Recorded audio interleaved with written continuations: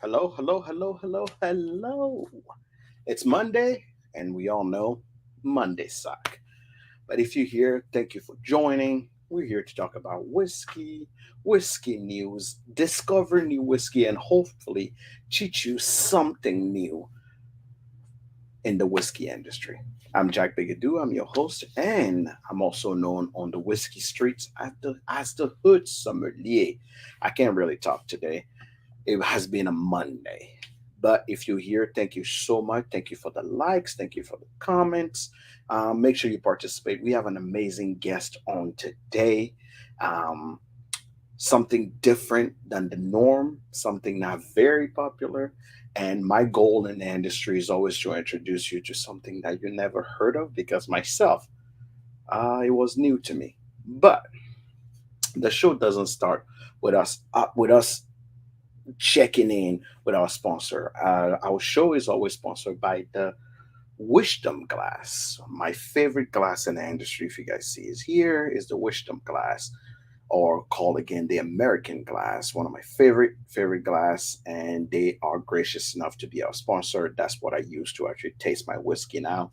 I use a Glencairn every now and then, but this Wisdom Glass is my favorite glass. So yes. And if you hear again, like I said, thank you. Thank you so much for being here. I appreciate you being here. And I cannot wait to actually dive in. So let's dive in immediately with our first segment, Whiskey News. It is Whiskey News. On Whiskey News today, there's a lot of news in the industry from last week into this week. My goal is to keep up with the whiskey news and bring y'all something new that you can actually see. The first big news of today come out of Penelope. Penelope officially today has announced that they came to an agreement to be acquired by MGP under the Luxro portfolio. If you don't know what Luxro has, they have Blood Oath and they have Ezra Brooks.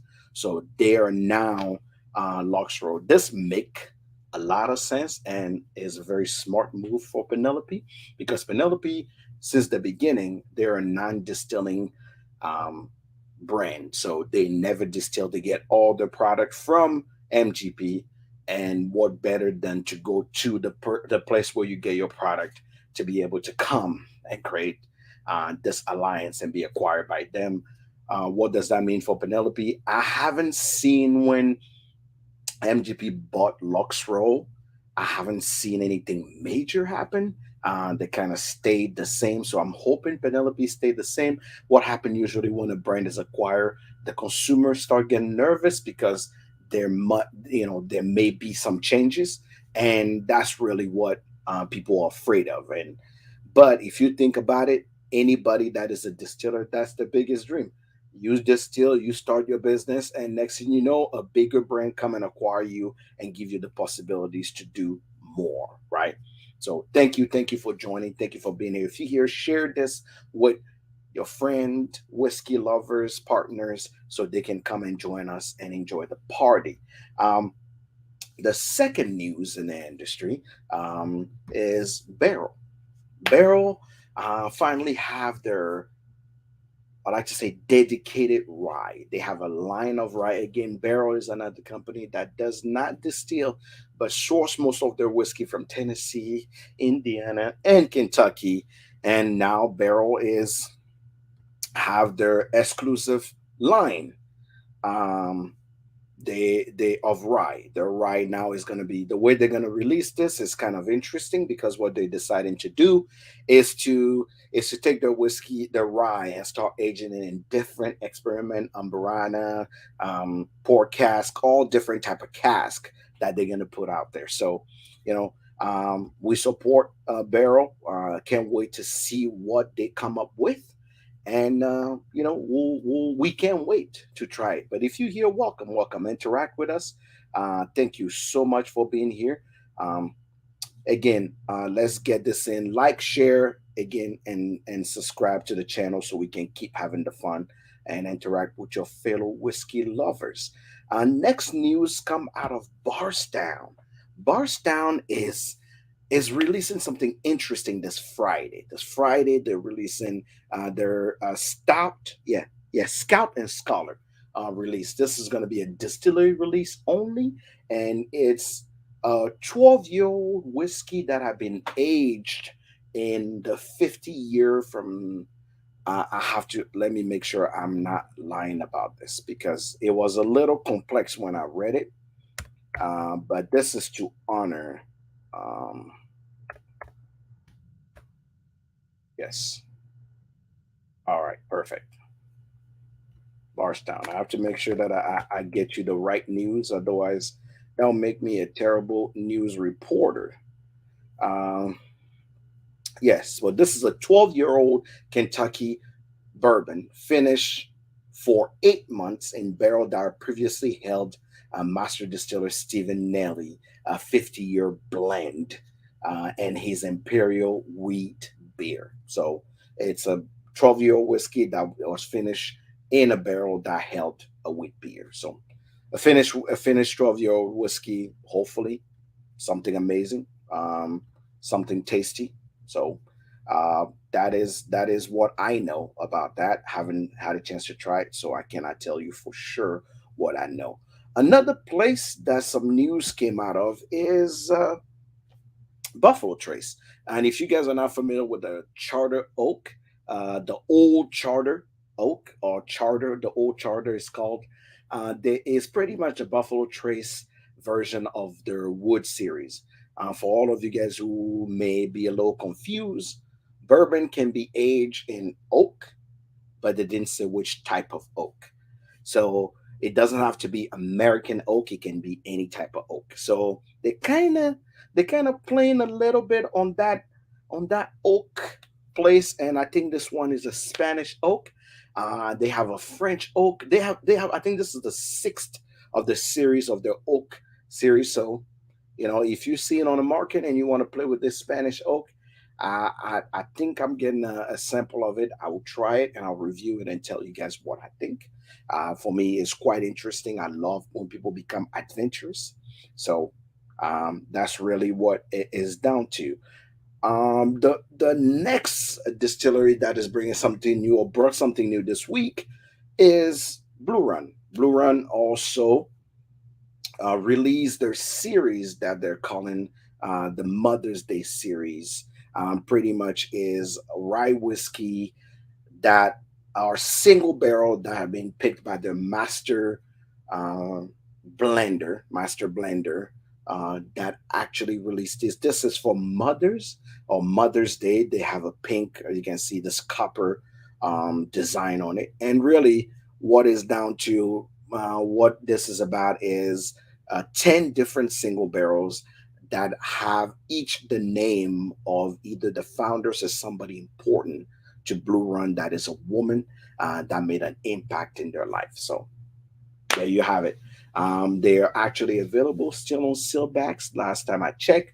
So you have a chance to still grab one if you are a Blue Run fan and like what they have out there. That's for you. Today, I received notification from Evan William. One of the things Evan William like to do is to honor the veterans that work for them and tell them thank you. And what the greatest thing is to release an Evan William bottle that is 100% supporting veterans. And you can see here from the bottle is a very inexpensive bottle. Is a standard Evan William that is 90 proof. Last but not least, on the whiskey news is Black Duck. For all of you guys who never actually heard of this brand, it's a lowland single malt whiskey owned by an Australian company. So let me make it sense again. Lowland single malt whiskey owned by an Australian company. So when it comes down to it, they're a single malt company releasing what they call their Dragon series, which is going to be literally a different series. As you can see, is a numeral on it, and I can't wait to hear more about it. And but this we may not see in the U.S., but for all my UK viewers, this you're definitely going to see in the UK soon. He's releasing. They told me pretty soon So looking forward to actually see that. But beside that, that was the news. That was the news. That was whiskey news. If you guys have something that came on the news that you would love to see and talk about, why not? Right now, I would like to bring our guest up. One of the interesting thing in the whiskey industry is discovering new brands. I tell people all the time that there's so many brands that come out, but the amount of craft distillery or craft brand or people that are still maintaining authenticity and singularity in what they do, it's quite is quite rare anymore because there's always an old story, a grandfather or somebody uncle that did something to create something new. But we all know whiskey have the same story as grain water yeast. That's whiskey. But when is made with love and especially from someone we want to hear from it. The brand we're going to talk about today was generous enough because they know how I am. I love my hats. If you see me, I'm usually have my hat. That's what happened when you go bald before you're 50. You need a hat to actually make yourself look good.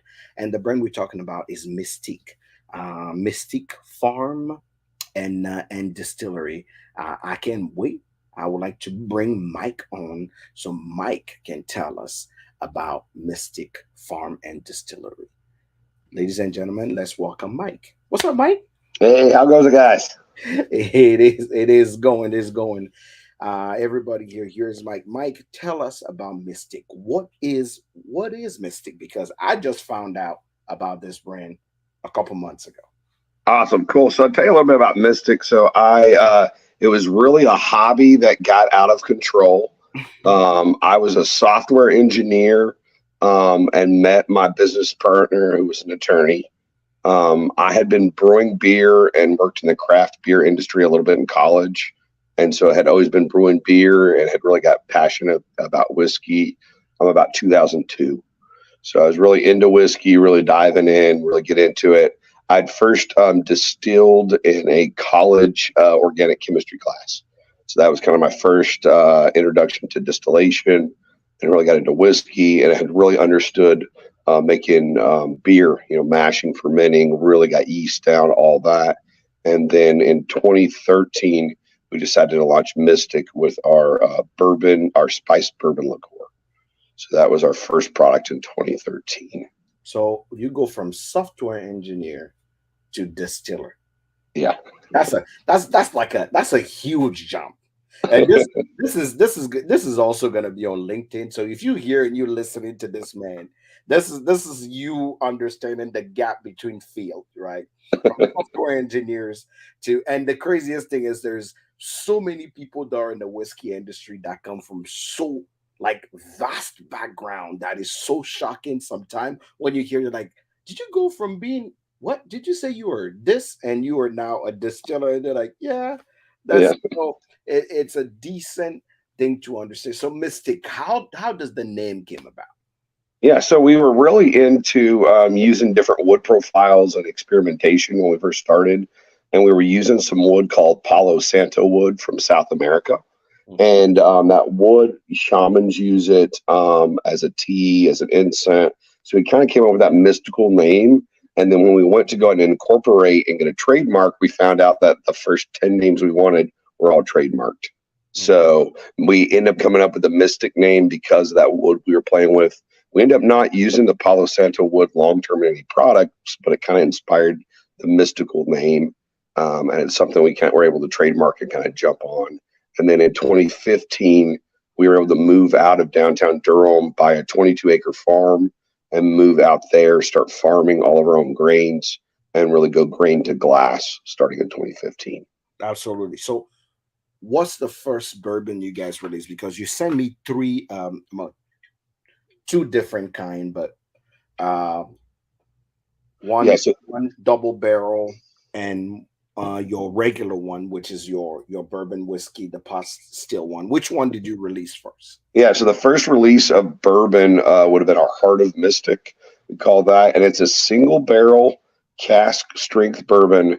It's 45% wheat, 55% corn, It's unique in that it's double pot distilled. So we do a first initial pot distillation, much like the Scottish distillers. We keep all that first distillate, more like a stripping run, do that second distillation to make our cuts on that second distillation. Is that this Um, one? that's that one there. And Okay. each we release that by the barrel, always cast strength. It's usually between 115, 120 when we bottle it. And it's really unique because we get a lot of different flavor profiles because the different I types of would tell you, you sent me two different barrel, and one of them, when I was pulling it out, actually broke, so I had to save it to okay. make sure that I'm pouring it. So I promise you, is some Mystic juice. It's just, it's just I didn't. I had to, I had to pour it. I had to pour it out and literally siphon it to make sure that there's no glass in it. But so this about 100 I think that one was 117. This one is 118, but 117. So tell us about the farm. What makes it special? What grain are you growing on it? Okay, cool. So we have the 22 acres where we have the distillery kind of near Durham. And then outside of Durham, we have an additional 100 acres that we farm as well. So we're growing corn, a variety that grows well here in North Carolina. So it's unique to us. It's a different variety than is grown in the Midwest. We also grow a soft red winter wheat. So we're rotating crop seasons between the corn and the wheat. And then 3 years ago, we added triticale or triticale, which is a rye wheat hybrid. So we that's about to hit about 3 years on the first barrels of that. And so we've been doing about 6 to 8 acres now of that a year to add another grain profile that we haven't released quite yet. It seemed like, and correct me if I'm wrong, that the bourbon business is kind of growing slowly in North Carolina. It is. It is. There was a big tradition, and beer was really big here. So craft beer was big. We also have a moonshine culture here. So, really, the beginnings of NASCAR and all that. So, before Prohibition, North Carolina produced more whiskey actually than Kentucky. So, we had a Mm. larger distillation industry here, and we shut down 10 years before Prohibition here in North Carolina. So, while Kentucky kept making whiskey, we shut down. All of our distillers pretty much went to the mountains, started making moonshine, and supplied most of the moonshine during Prohibition. Okay. Okay.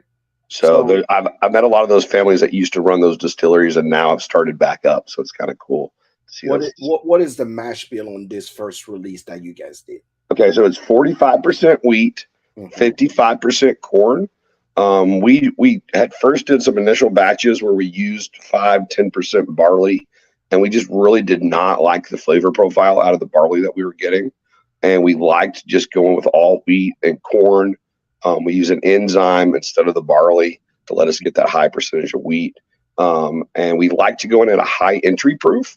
So we're going in at, between 120 and 125 entry proof. You are literally going by the rule book, like the max entry We're point. right there, and we play around. We do some at 110 and 115 as well, different entry proofs to play with it. But a lot of the stuff we like to put a little bit higher with a wheated mash bill to get a little bit more of that tannin out of the wood to balance. And then we like to go in with a number between a number 3 and 4 char, and then we also are toasting the oak. So we're toasting at a mid-high toast level, which we really drives a lot of that complexity in the finished product. And then the last thing we do is we actually source wood from North Carolina. We have it rough sawn at a stave mill here in North Carolina, and then we age it for between 12 and 18 months outside in the West Virginia climate there at our cooperage. And then Mhm. we have the barrels made out of that seasoned North Carolina oak. Okay. All right. Let's give it a first trial.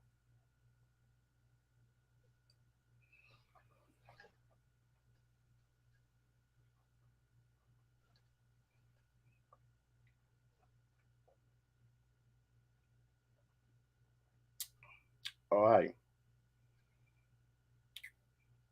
At Castrin, I would say the nose for me is the hero here.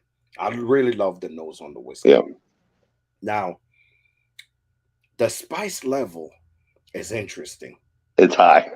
It is hot. You know Yeah, what I'm saying? It's like it's not what I would call uh like it's hot. It's like it's like pepper hot, not ginger hot. That's the best way to put it. Yeah, Because and that, the heat kicks in. we like that. And so on the single barrel releases, we're trying to hit either that spice profile in some of the single barrels, or we try to lean more to that caramel side of the Yeah, the profile. spice level on this is quite elevated, which is kind of taken away from the sweetness of, because I can taste a little bit of the sweetness on front, but not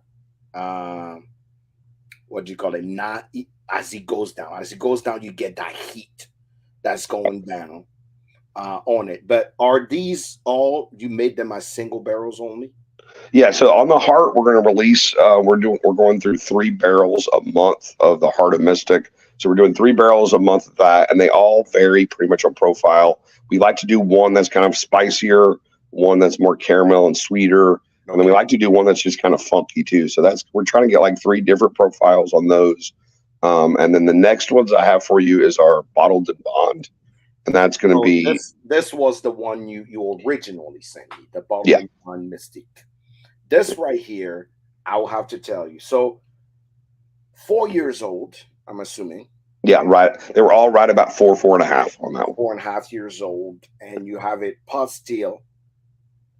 So bottle and bond. What made you want to release a bottle and bond? For me, Especially bottled and being this. bond, if anyone in the industry knows, that lets you, if you see that designation, you know the distiller actually made that whiskey. You Correct. know they didn't just buy it from MGP and they aren't trying to hoodwink you and act like it's theirs. So really, to me, bottled and bond is like the finest expression of the bourbon maker's art. So anytime I see a BIB from a small guy, I buy it. I don't care what the price is because I know they actually made it and I want to taste and see what the craft guys can do. So this for us is as on our profile, we're looking on our bottled and bond, a little bit sweeter, a little bit smoother on the profile. We still want some of that spice.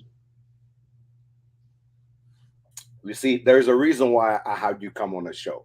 It's because of this. This won my heart. This the first one I've tried, way too hot. And Yep. even though I say the truth is barrel proof, if I came in a barrel pick, this would not be my pick. But this right here is the reason why I wanted to actually have you on, because when I tasted this bottle and bond, I'm like, okay, wait a minute. North Carolina is coming with some heat here. It's coming with something delicious. Thank you. This right here is perfectly balanced. It's on the nose, you get some toffee, nice caramel, a little bit of burnt sugar on the nose with just some slight baking soda, baking Big spice. spice. Nothing, nothing crazy. Just beautiful caramel burnt. If I had this whiskey blind, I'd be like, oh, this is a Kentucky whiskey. That's what I would have said. This right here, beautiful nose on the taste. Once again,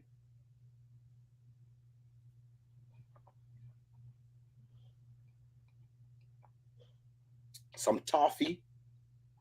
That caramel is much sweeter. It's like condensed milk caramel. Some toffee, mid spice, beautiful, beautiful spice note, and the finish is medium and goes down with a little bit of that pepperiness. Just perfection. You should Thank have you. submitted this in the world whiskey. This will We have won a medal. we just missed San Fran with it, so it was This just getting bottled like right when I had to enter. So it was like, oh, I wasn't sure. So, but it'll definitely go in next year, I think. this will have won a medal. I Thank you. had this blind. I literally just had this, and I knew immediately. I'm like, whoa, wait a minute, this is amazing. Awesome. Thank you If, so if this much. is your standard expression to release, just release this to the world. They will be happy, especially because it's just 4.5 years old. I Yeah. cannot imagine what it will be at 6, 7 years old. Yeah. I keep going, but at this point, it's ready. It's beautiful. Thank you so much. I'm excited for you to try the double barrel. So the double barrel has a really interesting story. So, I want to hear it. I want to hear okay, the so double barrel story. so we opened up and started doing production 2016, and the first barrels we got in were from a new cooperage in South Carolina, and they had misspec machines from the engineering firm. So every barrel that this cooperage made leaked, and so we were like the first customer for these barrels, and the first 80 barrels that we filled there at Mystic in 16 and into 17 and 18 all started leaking so profusely Mm, that we had to start double barreling them. But wow. unfortunately, the new double barrels that they sent us also began to leak Mm, because there was a problem with the crows being cut. So we call it Broken Oak. It's a very unique whiskey because it comes from leaking barrels. It's been double barreled. It's had a lot of oxygen to it, and then it's, of course, had all that evaporation. So it won a gold medal 2 years ago in San Fran. Last year, won another gold. Then this year, we won the double gold with it, and then have been told we were one of three finalists for best in category. And so mm. that's in the small batch 5 year and under category. So we're really pumped of it. It's our sixth release. It's 100 proof. It was 4 barrels from those leaking barrels. We call it Broken Oak. We're currently drilling holes in barrels and rebarreling it Hmm. to keep up that same process and keep that consistency in this really unique production process. All right, let me try it. Let me try it. So, what's the secondary barrel that you guys put it in? So it is a number 4 char, Hmm. brand new white oak barrel, just like the first barrels. They're both North Carolina oak. It's been toasted, charred, but 2 number 4s, 6 months of aging on the first barrel, and then blended together, rebarreled, and then again with those leaking barrels. So the barrels are not able to pressurize or vacuum, so we're not getting over oaked or too much oak. Wow. Interestingly, there's something. So, what type of corn do you use? What? Because I can tell the quality of the grain by the nose. This nose, like I'm now curious to try your white dog Yeah, okay, I can get you some of it. Let you try it. because there's a certain sweetness, like almost from your corn. I believe that Yeah. when I'm nosing this, it's mesmerizing. That's the word I can use. This I can nose your whiskey all day. Thank you. Yeah, we really like the nose. Part of it is also that double pot distillation, the cut decisions we're making there on it, and then that variety of corn is unique to us. You know, it's only really grown here in Virginia and North Carolina, and then also that wheat variety as well as another variety kind of grown just in this area of the country. And how many barrels are you, or how many cases are you releasing on a monthly or on a quarterly basis? So we're current production for us is we're making 3 barrels a week right now. Mm, Bourbon. We also make vodka, gin, and rum. mhm. We're going through about 4 barrels worth of whiskey a month right now. Most of that is either Still a is at the small distillery. operation. Very small operation still. Yeah, we're very small. We like to grow organically. We're selling most of the whiskey out the front door here in the Raleigh Durham area, and Hmm. so we're just building kind of our local following, making sure we just keep the process the same, and we don't want to take investment and get a stripping column and just scale up real quickly. We want to continue to pot distill a really unique product that we grow all the grains for. I would definitely say this will need just a little bit of aging. It's still a little grain forward. Like I can tell the portfolio because from the bottle and bun, I can definitely tell the portfolio of this. Yeah, But I think it need a little bit of aging to get to perfection because I can still taste a little bit of that grain, a little bit of that grain, but the sweetness, the nose, the caramel, that profile is gonna get you. I'm truly believe in my heart it's gonna make y'all special. It's thank you, gonna set you guys apart from competition all time. thank you so much. Yeah, that like I don't even need to drink your whiskey. I can. This is what I can use to reset my nose when I want to nose a good whiskey. I'll be like, oh, good bourbon. Yep. Let me nose this one. Then I can tell you if this one is great. Uh, the perfection on that nose is just beautiful. Thank you. Yeah, for us, it's always getting that great nose and then balancing, of course, that bitter caramel the oak and all that. So we play around with a little bit of 3 char as well. We've had some 2 char mixed in. Also, just those different entry proofs. So we're still. I have a lot of experimental barrels that are still blending, and we're still perfecting our different releases, our different North labels. Carolina. North Carolina. I will tell you right now, you guys need to watch out for these. I know there is a lot of distillery coming around.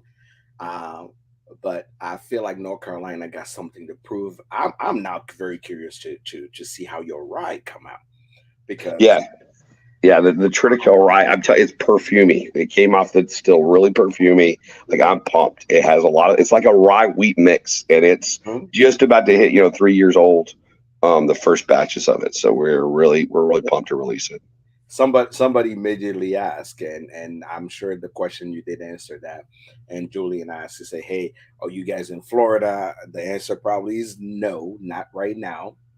We're not in Florida. We do have some online through the website, so you can hit seller.com, I believe, out of DC, and they will ship some of our products to 30 or 40 states, something like that. Sailor.com. Seller.com, and it's out of Washington, DC. It's also, you can get to it off our What is Mystic website. Mhm. It'll link there under the products, and it'll link you right there to Seller. What is your website? Whatismystic.com. Okay, yeah, first thing that come on a Google is whatismystic.com. So I'll display it here for the folks so they can actually go check you out and see if maybe they're able to get it. I will tell you guys right now, if you can get this at the make sure you get the bottle and bond. If you can grab that bottle and bond, if you can, because you can thank me later after you grab that bottle and bond. I promise y'all. Um, that bottle and bond is everything. It is everything. I there's whiskeys that you taste and you know in your heart that this is gonna be it's just gonna be an amazing whiskey. And yes, so whatismystic.com is the website. Y'all go check it out. So what should the people look forward to? What are the people what is coming out of Mystic that people should be on their edge and on the seat looking forward to come out? All right, so I got a couple coming up. I have a toasted barrel finish, of course. So kind of really good, really sweet barrel with low spice levels in it. It was about almost 5 years old, somewhere in there. So Okay. we then threw it in a toasted barrel. We did a heavy toast on it, Mhm. some West Virginia oak. So that West Virginia oak has a little bit of minerality to it. So we're in that toasted barrel now. So I'm excited about that one. I also have a maple barrel. So we make maple syrup out of our whiskey barrels. So we age maple syrup and we sell quite a bit of maple syrup at the distillery. So finally, I was able to get one of those maple barrels from that production, fill it up with a 4 year old. And so we have a maple barrel finish coming. We also have a beer barrel finish and a wine barrel finish that are in Oh, the process. you truly are experimenting. Yeah, I think it's my home brewing and my beer background definitely comes out in the wanting to experiment and try new things. That I can respect. I can totally respect that. For me, it is truly about experimenting. You heard it here first. It's truly about really knowing um, and really trying things that actually are out of the ordinary. You have your favorite bourbon, you like it, you drink it, great. But if you really want to explore, I think the chances for you to know what is out there, what's coming. And I love to see a brand in its infancy because he really tells you how the brand grew. And you know next time, 5 years from now, you see Mystic on a shelf and you go, I remember when they used to just make three expressions. Right. So I think, people say, oh, the bourbon boom is over. No, it's not. I truly believe that the bourbon boom is still going, and you got to get in with the game when you can right now. So anything else you have to add for the folks? I just say I'm really excited about craft distilling. I came from craft brewing and really saw what craft brewing was able to do to the brewing industry with beer. and I'm seeing it now. I mean, we had four distilleries here in North Carolina all win double golds at San Francisco this year. So I'm really excited about all the medals that our state's bringing home, the craft industry is bringing home. Yeah, I think you're going to see more and more of us craft guys just continue to beat the big guys, try new stuff, be innovative, and just be that, give the consumer just some really unique products that maybe the big guys aren't going to be able to, be brave enough to even commit to, right? And do something. absolutely, absolutely. So I'm, as a consumer, I'm excited too. Sometimes being small is a good thing. We always like to say we're like Rocky, baby. We like to be small and nimble and punch above our weight. Absolutely. Mike, thank you so much for coming. For you guys, look at the bottom. It is whatismystic.com. North Carolina coming in to represent in the whiskey industry. If you are rewatching this or watching the recast, make sure you check out this and tell people, hey, I know Mike. I want to try his whiskey. So they will tell you exactly how you can get the whiskey. And when you're on the website, grab one. Like I said, my all-time favorite that they released because I can tell they're ballsy. They want to do something that is will tell the world that they're here to stay. This right here tells me they're here to stay. This releasing a bottle and bond right away in your first 5 years or 5 years of starting your business is ballsy, and I can respect that, and it's just delicious as well. And I can't wait. I can't wait for your success. I can't wait to see what you bring out there. And for the folks out there, make sure that you check them out. Thank Awesome. Thank you so much, Jack. We you. really do appreciate it. I love the podcast. I love all your content, man. I really enjoy it. I appreciate it. I appreciate it, and I'm looking forward to things you're gonna bring out. And hey, go enjoy the rest of your evening while we actually get here and get a few things down the line before we close the show. Awesome. Well, thanks again, guys. Thanks for joining us. And if you're ever in North Carolina, please come out and see us. We have free tours and free tastings as well. That's what we like: free tour, free tasting. Thank you so much, Mike. All right. Thanks. All right. You guys heard it here first. Mike was here. Like I said, it's always about learning something new about new distilleries and anything that is coming out. That's the only reason why I do this is to always keep telling people what is out there, what is coming up, and hopefully something new that you get to discover. And the word of whiskey is just like the word of food, right? It's all about discovery. It's all about finding something new that no one knows it's out there. So uh, let's go to what are we drinking? What are we drinking? What are we drinking is a segment when we talk about what I've been drinking this week or next week or last week. Right now, I'm discovering agave spirit. So spirit from around Mexico, from around anywhere where they make agave spirit is what I'm discovering. Very interestingly, if you go on any one of my social medias, you'll see now that I'm trying different kind of tequilas, different kind of mezcal. One of the greatest thing I wanted to tell you, especially for you cigar smokers, I discover if you make a good cocktail with a mezcal, it elevates your cigar. Like I was blown away myself. I was blown away. Um, I was so blown away when I actually pair cigar and mezcal and realized, poof, the smokiness, herbaceous nature of mezcal in a good, margarita or just a simple cocktail just made me. So if you love cigars and if you're into cigars, I'll tell you, you want to pair it with an agave spirit, mezcal is your choice. What That's the discovery I made this week. Is pairing mezcal and tequila and cigars and marriage made in heaven. That is what do you call it? That is definitely something that I want y'all to check out. So and it may sound odd, but this is it. This is it. Let's move on to our next segment, my favorite segment, which is I tweet, you pour, right? I tweet, you pour. For me, is very, very interesting when we talk about I tweet, you pour. It's something interesting that I either saw on Twitter or something that I've seen around. Excuse me, just seconds while I grab my phone to give you my a treat. You pour. Uh, Let me pour something interesting while we are talking about a treat you pour. Right, sorry, let's take that out.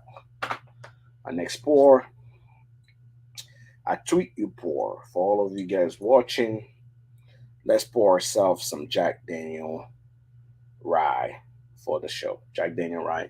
Today my camera is refusing to just do the auto adjustment. The autofocus is out, so don't worry about it. It's not autofocusing correctly. We are not going to worry about it. So Jack Daniel barrel strength, Jack Daniel rye barrel strength 135.2 is this one. My favorite rye so far. All right. Okay. I tweet you pour. One of the most interesting thing I've seen so far on Twitter this week. When I say I tweet you pour. Just a moment out. Let me show it to you guys so you can see. So I asked the question. I asked the question. What is on Cinco de Mayo? I asked what is people's favorite cocktail, and interestingly, it was quite interesting. People actually have very interesting thing. People on Cinco de Mayo, when I asked what was people's favorite cocktail, there was more people that told me about mezcal than about tequila. I was quite interested because you think everybody would drink tequila, but there was a lot of people that talked about beer, mezcal cocktails before they came to tequila. So that come out of Twitter. So now I know that people like mezcal more than they actually like tequila.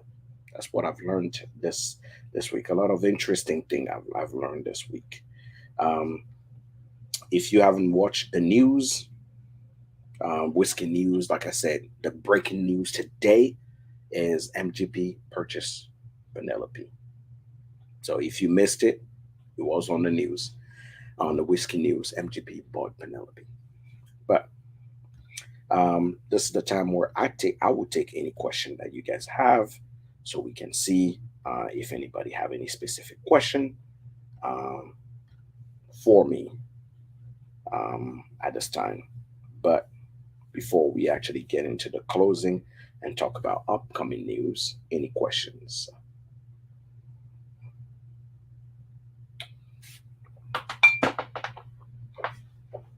Hmm.